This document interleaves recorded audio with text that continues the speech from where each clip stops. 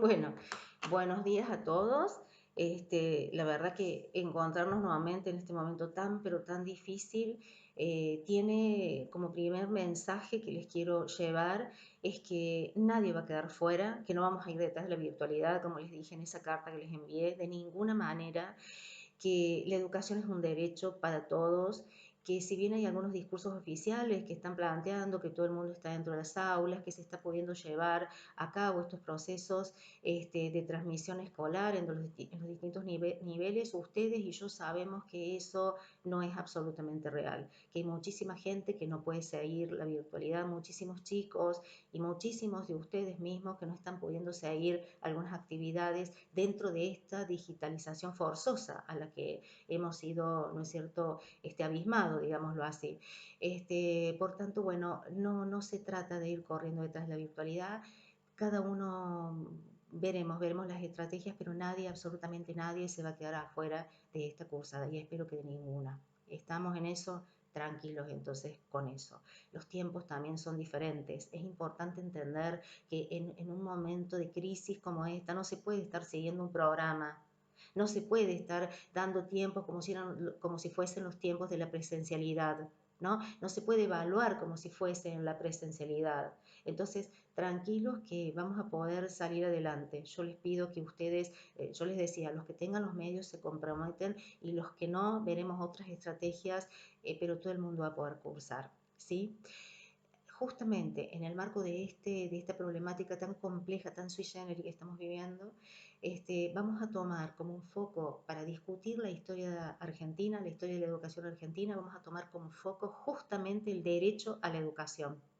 Este va a ser el foco de esta materia en esta crisis, el derecho a la educación, porque este derecho ha sido muchas veces cercenado, porque por este derecho siempre se ha tenido que pelear mucho y hoy también es un momento en que tenemos que luchar por este derecho. No se pueden quedar ningún estudiante por fuera porque no haya medios tecnológicos. Entonces, el derecho a la educación ha sido una conquista.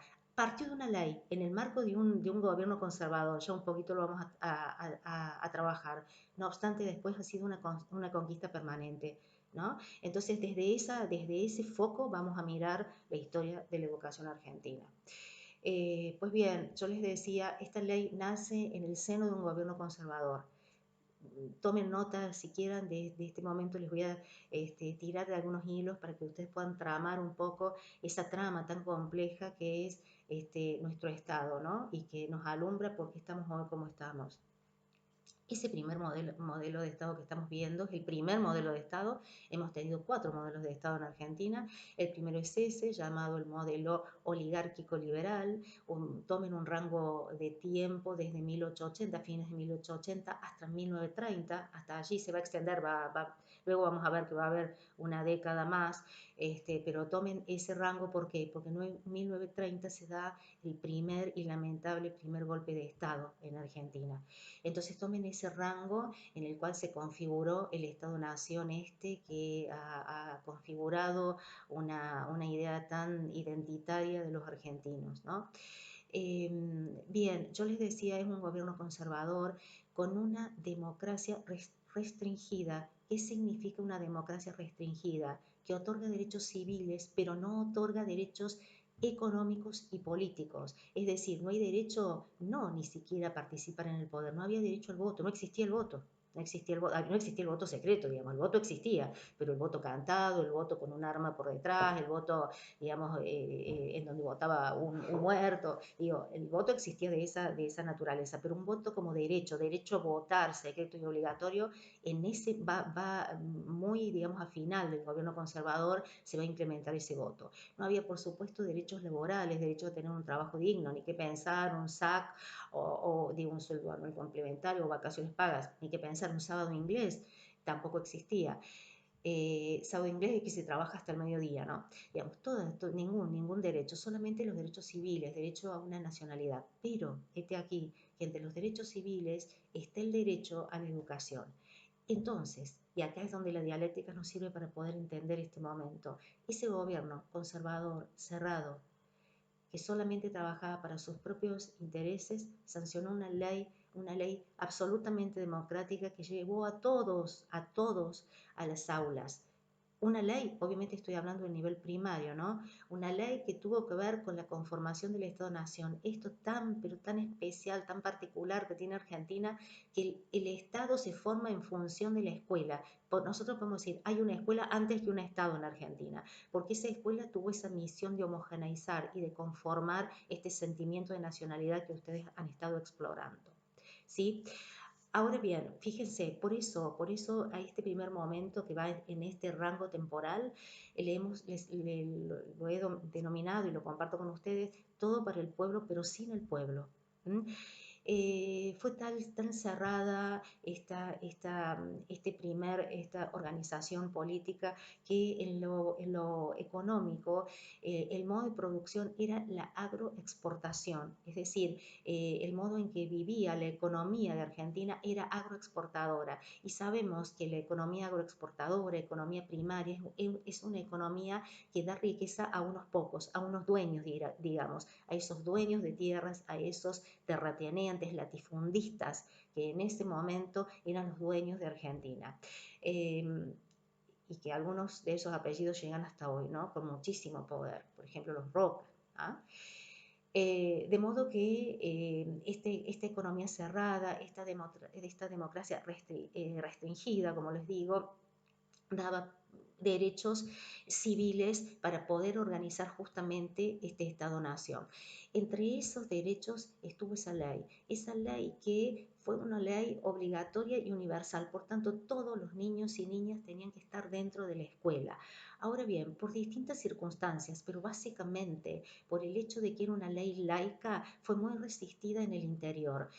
Ni qué hablar en Córdoba, por supuesto en un interior más profundo y más, ¿cómo diría?, más sincero. La laicidad fue resistida porque son provincias muy, y hablo en presente porque aún lo son, muy católicas. Por ejemplo, una Salta, por ejemplo, una provincia muy católica. Entonces esta ley laica era una herejía para esas provincias. Pero en Córdoba, que fue tan resistida la ley 1420, tenía que ver que también en Córdoba había un nicho de poder muy cerrado, con una institución muy cerrada que era la universidad, y que católica, obviamente, la universidad en ese momento de Córdoba, y que por tanto Córdoba se opuso absolutamente a la ley 1420.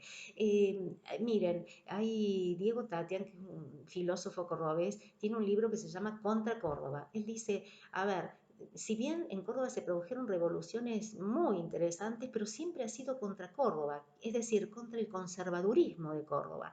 Córdoba la adopta, Córdoba fue y será muy conservadora.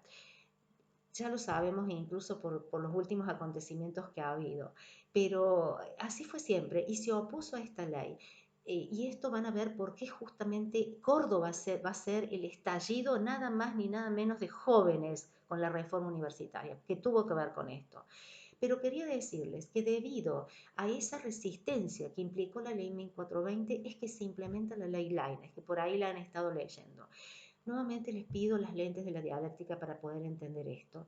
La ley Lainez fue una ley que se sancionó obviamente en el gobierno nacional, que vino a ser algo así, ¿cómo llamarle? Una especie de ortopedia a la ley 1420, ¿no? Una ley que viene a ver si solucionaba este tema de poder llegar a alcanzar, a alfabetizar a más argentinos, y lo logró. Sin escuelas Laines no se hubieran podido alfabetizar masas de argentinos, porque las escuelas Laines se instalaron básicamente en la ruralidad. Fueron pensadas para eso, si bien hubo escuelas Laines en lugares más urbanos, pero fueron pensadas para la ruralidad. Escuelas pequeñitas en donde el Estado se hacía cargo no solamente de crear el edificio, sino de todo lo que se necesitara, salario de docentes, etcétera. Millones de argentinos se educaron con una ley muy particular. Fíjense que la titulación del primario era hasta el 4.º. Si ustedes preguntan por ahí a algún abuelo, les va a contar que ellos han hecho hasta el 4.º. Y ustedes dicen, ¿por qué? Bueno, porque la ley solamente llegaba, digamos, la primaria llegaba hasta el 4.º, con contenidos muy mínimos, muy rudimentarios. Aprender algunas operaciones, lengua, matemáticas, geografía, historia, muy rudimentario, y en el 4.º ya se podían titularizar esas personas. Obviamente no podían luego acceder con ese título de escuelas Laines ni al secundario ni a la universidad. Pero digamos que fue un paliativo. ¿Por qué les digo que lo miren dialécticamente?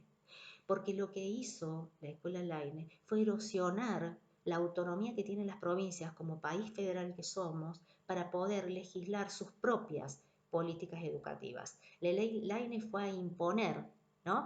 Está bien que, digamos, como siempre, en el texto dice, nosotros no imponemos nada, le decimos a las provincias, quien quiere acceder a los beneficios de la ley los tendrá, pero por supuesto, digamos, fue un arrebato contra el federalismo, una erosión contra el federalismo, y fue, escuchen bien esto, la primera vez en donde se centraliza el currículum.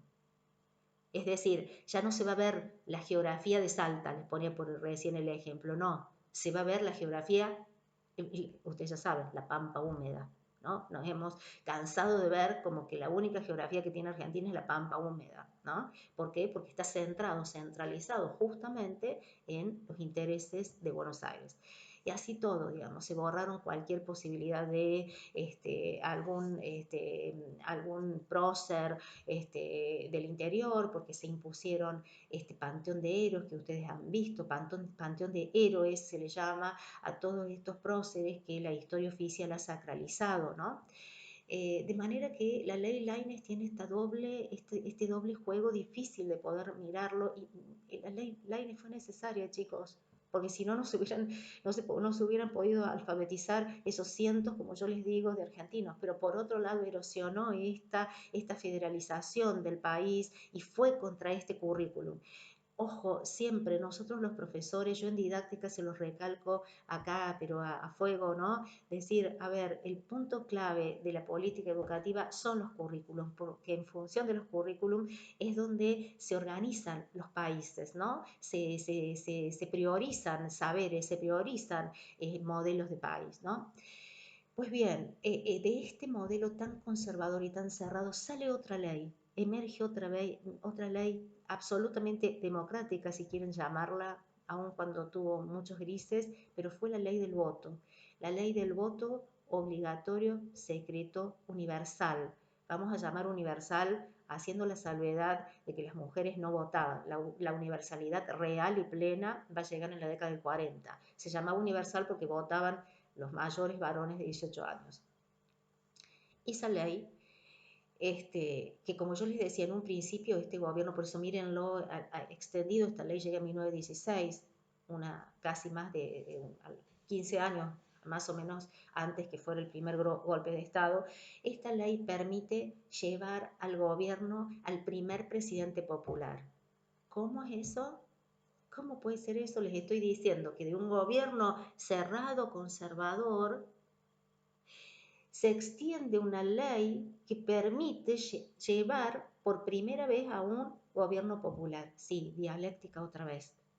¿Por qué lo hicieron?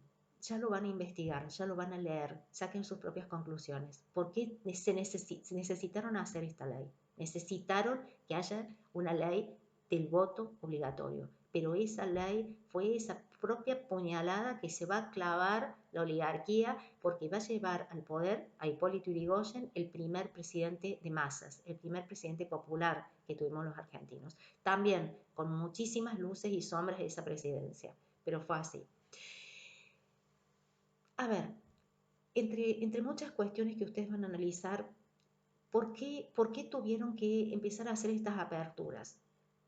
Porque Argentina empezó a tener una espuma permanente de protestas, una espuma permanente de reclamos sociales por este país tan enormemente injusto que se había creado, ¿no? Acá ustedes saben, la escuela invisibilizó, inventó, ustedes ya saben, una historia oficial, porque nosotros no teníamos una tradición no teníamos una tradición que sea funcional al modelo de Estado oligárquico. Entonces la oligarquía la inventó.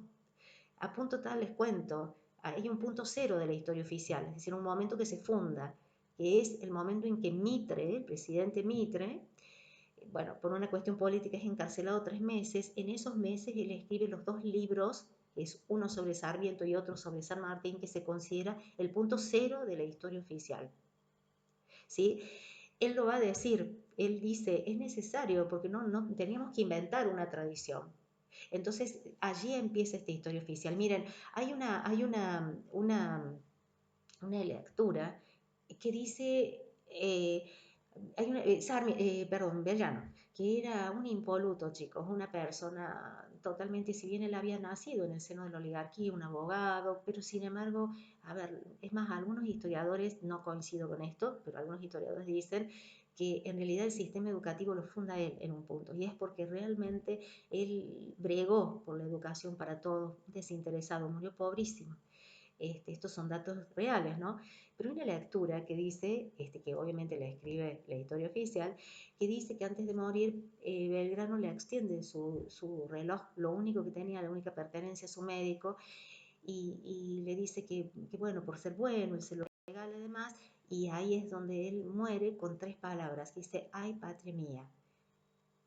¿Pueden creer que esa ay, patria mía, según lo dice Mitre, fue una de las preguntas de la escuela primaria por años? Algunos lo recuerdan. Yo tenía un pariente de mi familia que me decía, si yo me acuerdo, o sea, ay, tenía que poner ay, patria, ¿cuáles fueron las últimas palabras? ¿Ven? Digo, así es como se conforma esta historia oficial. Pero en un momento tuvieron que ceder algunas cuestiones. Voy a utilizar este término que yo les he puesto algunas luces en sus escritos, modernizarse. Ojo con los procesos de modernización. Mírenlos siempre, no es algo positivo per se. Hay que poder desandarlo, hay que poder deconstruir los procesos de modernización. Pero les dejo a ustedes, digamos, indagar por qué se sancionaron este tipo de leyes. Lo cierto es que había una serie de enormes protestas sociales, la Semana Trágica, una multiplicidad de cuestiones que estaban, digamos, aún con un presidente popular como era Irigoyen, estaban hiriendo de muerte a la oligarquía. ¿Por qué? ¿De dónde surge toda esta protesta? Porque en esos barcos que llegaron esos miles de inmigrantes, descendieron gente que venían con hambruna, venían de guerras, pero además venían de meses de haber estado en alta mar y muertos de hambre sin ninguna pertenencia. Pero ojo, traían una gran pertenencia, que eran sus ideologías, socialistas, anarquistas, comunistas, pero no solamente de ideas, sino que ellos habían sido activistas políticos en sus lugares. Entonces vinieron acá a querer forjar gremios, a salir a protestar. Miren lo que estamos viviendo ahora. En ese momento se dio la famosísima protesta de los inquilinos. Los inquilinos que vivían, digamos, en pestilosos conventillos de Buenos Aires, y los dueños, que era esta oligarquía, les cobraban lo que querían. Un día dijeron, no pagamos más el alquiler, salieron a la calle. Por supuesto, fue sangriento, pero lograron al menos doblar el brazo en eso, ¿no? Pero ellos querían participar, ellos querían poder avanzar en los estudios, ellos querían participar en derechos políticos y derechos económicos, y la ley del voto, la ley Peña, no te da el derecho al voto, pero ustedes saben, el derecho al voto es importante, es fundamental, pero no garantiza el ejercicio pleno de la participación en la democracia. Entonces, digo, estos eran estos anarquistas. Además, chicos, entiendan que era un momento en donde el anarquismo, el socialismo, el comunismo tenía un sueño, digamos, vislumbraban algo que podía pasar. Hoy sería muy soñador pensar que pueda venir un socialismo, un comunismo. Es soñador, aunque muchos quisiéramos que fuera así, pero es soñador. En ese momento era una realidad. Miren, hay una anécdota muy, muy hermosa, pero que los pinta de cuerpo entero al romanticismo de ellos en ese momento, que, insisto, si les preguntan, otra vez voy a apelar esto de los abuelos, padres. Hubo un cantante de tango argentino, Cátulo Castillo, cuyo padre fue un anarquista de ese momento, estuvo, bueno, preso, de hecho fue deportado. Y él cuenta que cuando lo fue a inscribir a él al registro civil, su padre iba a llamarse, supongan Cátulo, no sé qué nombre iba a llamarse, pero llegó al registro y en un arrebato de pasión dijo, mi hijo se va a llamar Descanso Dominical. Miren, querer ponerle al hijo el nombre de una lucha, Descanso Dominical, Por supuesto que en ese momento la anécdota la continúa contando que hasta que se va a las manos con el de registro civil, porque el hombre dijo, no, yo ese nombre no lo voy a poner, no se va, no. Bueno, y finalmente ganó en eso, pobre, la cordura de no llamarse descanso dominical, pero para que ustedes vean lo que era el sentido de lucha de ese momento. Eh, a ver, no sé si los he podido ubicar. Un gobierno cerrado, una democracia restringida con algunas leyes que abrieron y que permitieron esta espuma social. Un primer gobierno, Argentina, se va a empezar a transformar con estas leyes, pero sin embargo el poder lo seguía teniendo ese grupo cerrado llamada oligarquía argentina. Dueños de las tierras, dueños de la economía y dueños del poder político. ¿Sí? ¿Cómo actúa la educación en todo esto? Permítanme hacerle un paneo. El nivel inicial no existía, el nivel primario tenía la ley 1420 y esta ortopedia, como les acabo de decir, la ley Lainez. La escuela secundaria, pues bueno, acá tenemos una brasa caliente. La escuela secundaria no tuvo ninguna ley hasta la década del 90. No tuvo ninguna ley.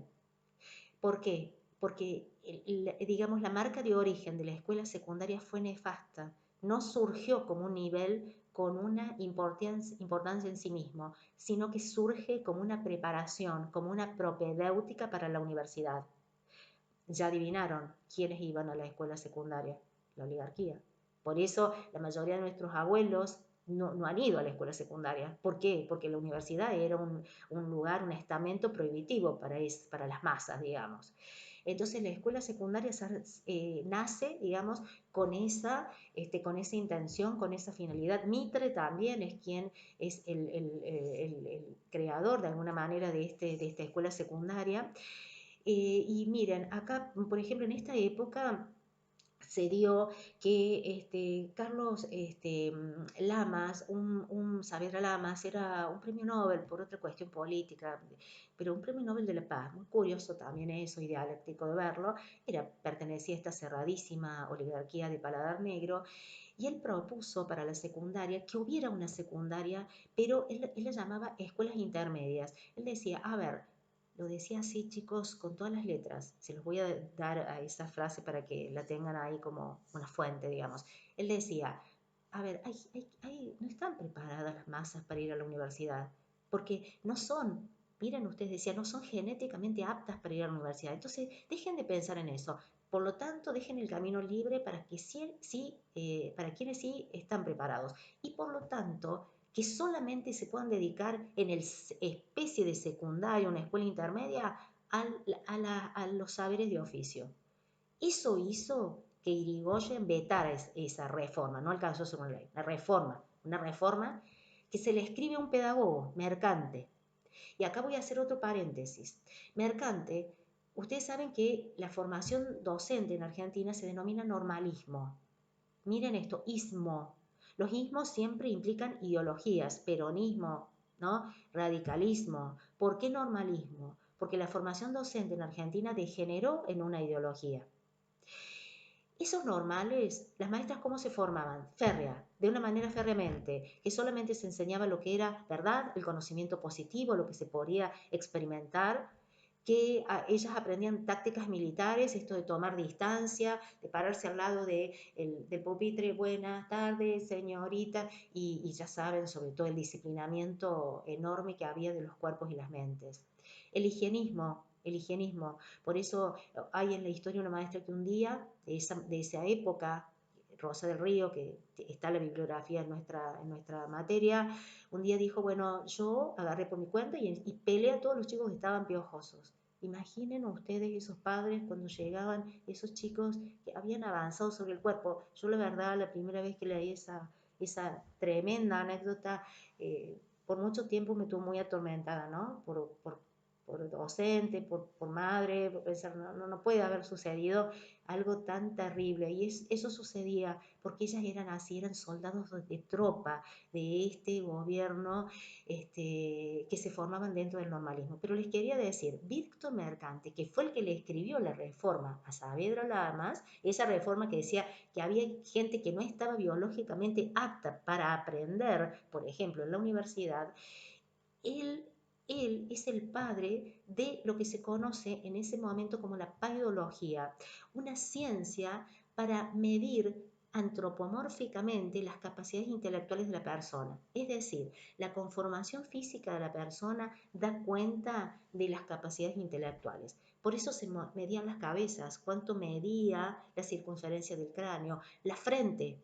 ¿Vieron los dos dedos de frente? Viene de acá. Es decir, si tenía solamente dos dedos de frente y era muy, muy burro.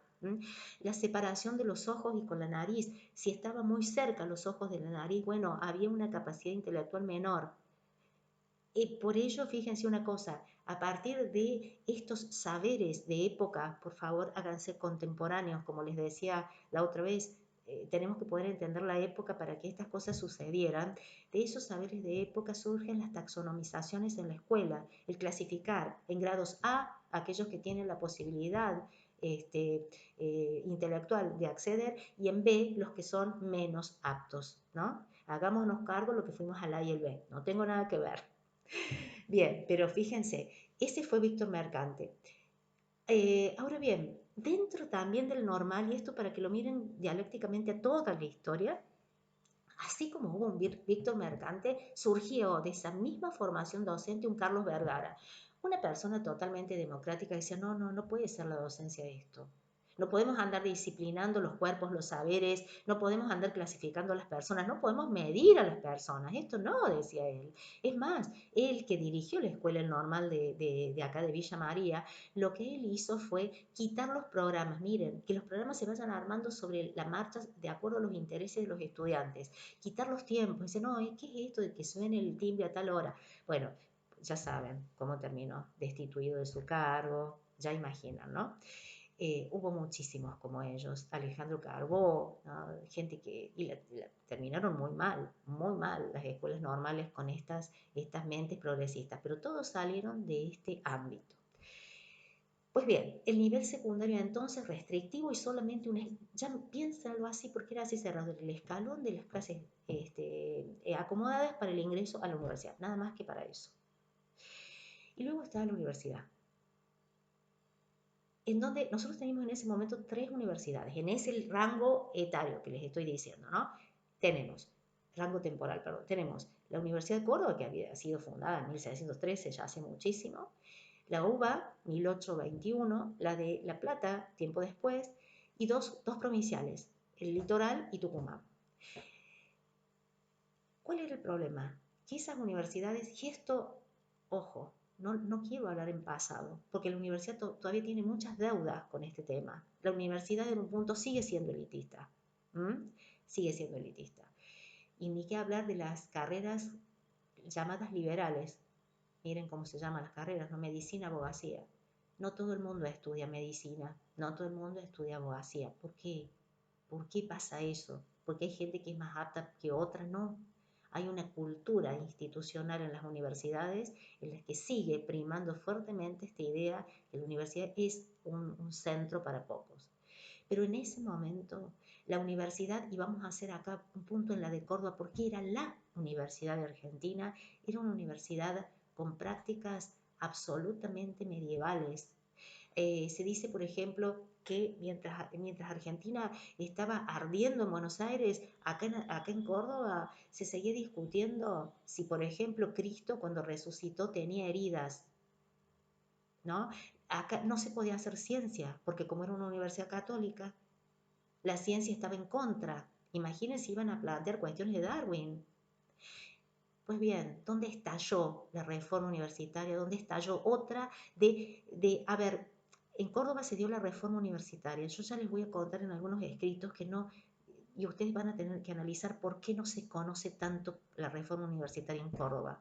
También es un análisis crítico que hay que hacerle a eso. ¿Por qué se desconoce este evento en Córdoba? Muchos de ustedes estarán desayunando que en Córdoba una gran revolución de jóvenes, curiosa, porque eran nada menos que los jóvenes del poder. Miren, acá en Córdoba las cátedras en la universidad eran hereditarias.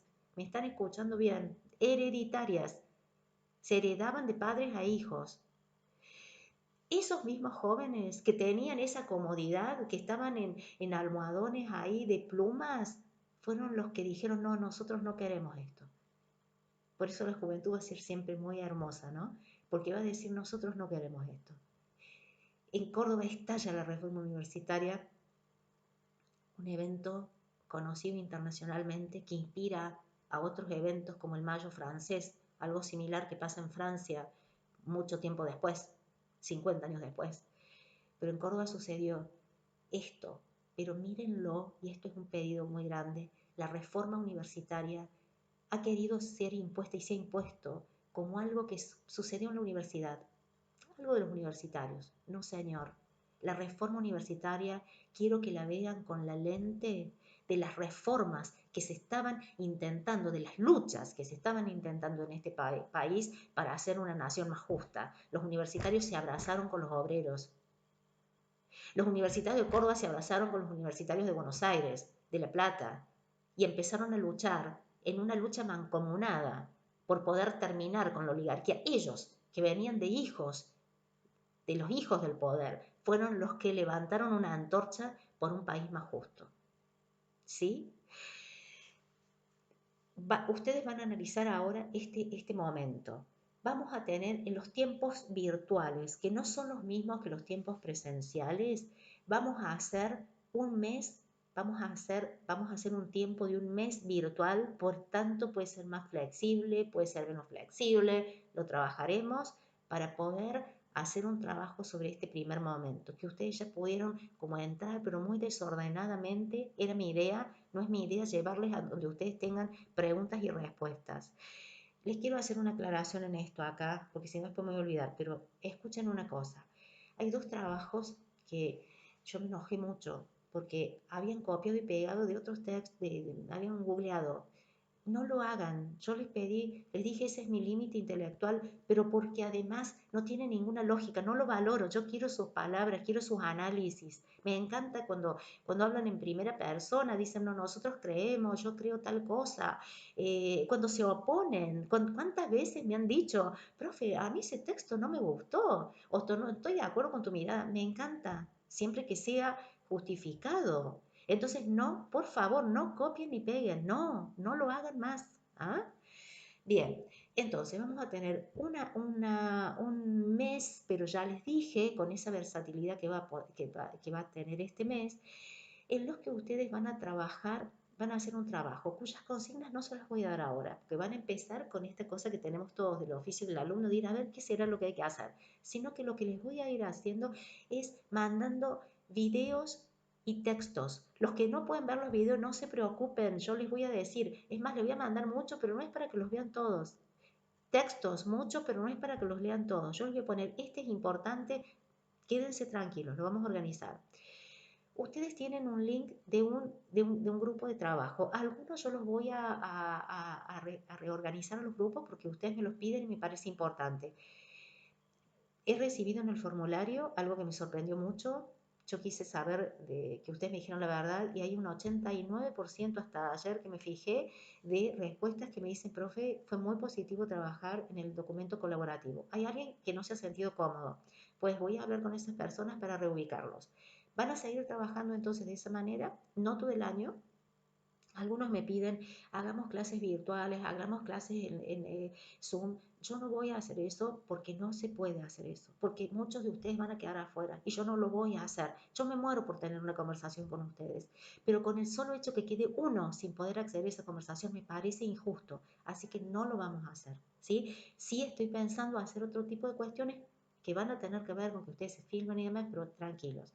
Ahora vamos a pensar en esto. Van a entrar a sus documentos y van a ir, miren cómo va a ser el trabajo, después lo van a hacer solos, en donde yo no voy a intervenir, como hasta ahora. Pero esta primera etapa que yo les voy a ir enviando textos y videos, ustedes van a ir en los documentos impactando, escribiendo lo que ustedes están trabajando, conceptos, algunas ideas, un pequeño resumen con sus nombres. Juan, bueno, escribió sobre esto de la reforma, y este concepto me pareció importante. ¿Por qué les pido esto? Para que trabajemos en un trabajo colaborativo genuino. Es decir, no es que, ay, yo miré todo lo que puse, él puso menos, no importa, yo después sé cómo ustedes trabajan, quédense tranquilos. Pero tienen que superar eso y tienen que trabajar colaborativamente en serio, realmente en serio. Entonces les propongo eso. La primera tarea va a ser, yo desde mañana les voy a empezar a subir algunos textos y videos, ustedes lo van a ir viendo y van a ir transcribiendo en ese documento con sus nombres, como ustedes quieran, un cuadro, un pequeño resumen, un concepto, una idea, para que luego después todo eso sea el material para hacer el trabajo que van a entregar finalmente. ¿Sí? Bueno, a ver, creo que no me olvido de decirles nada, por ahí no, otra, lo último que les digo, para mirar un hecho histórico, ustedes nunca pierden de vista poder mirar lo económico, poder mirar lo político, poder mirar lo social. No es solamente estar ahí parados en fecha, bueno, esto ya lo hemos dicho, ¿no? Pero poder mirar esa interrelación, ese tiempo, como hemos trabajado, esas coyunturas, como la que estamos viviendo ahora, digamos, esta lente de lo económico, lo político, lo social, lo cultural. Miren lo cultural en la escuela, cómo impactó fuertemente, ¿no? Pues bien, mis queridos, ha sido un gusto poder hablar con ustedes. Espero que todos, la mayoría pueda ver este video, si no yo me estoy comunicando de otra manera con los que ya sabemos cómo nos estamos comunicando. Les dejo un enorme abrazo y ya prontito, prontito recibirán noticias mías. Bueno, sobre textos digo, ¿no? Bueno, les dejo un beso y nos estamos viendo.